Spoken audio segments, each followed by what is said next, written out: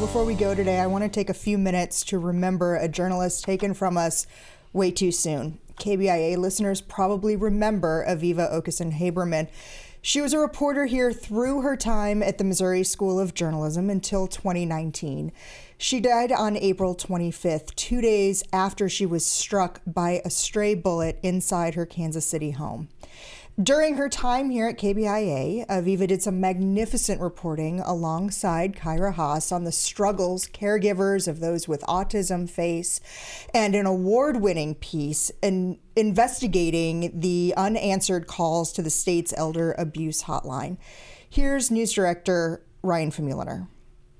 You would have never guessed that she was somebody that was such a firm and dogged reporter, because she was just so kind and gracious and just a joy to be around. We've lost a force for good for nothing, for something that shouldn't have happened. She should be here.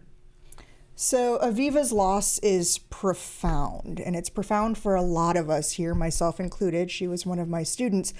But one thing that I noticed in reading her death notice that her family had placed in the Springfield News Leader is that they were seeking donations to the Coalition to Stop Gun Violence. And to me, that's a reminder that regardless of how profound our loss is right now, Aviva's loss is one of hundreds, if not thousands, that others across the country are experiencing every day to acts of gun violence as well. And one of the biggest tributes we can pay as journalists and as journalism educators is to really rethink how we cover gun violence in this country. There's a piece on our Links blog by Kyle Pope and from the Columbia Journalism Review talking about how journalism needs to rethink how it covers gun violence. We cover it in sort of this episodic way, or we either pop in or we pop out, and we talk about the what happens in the moment, but not think about it from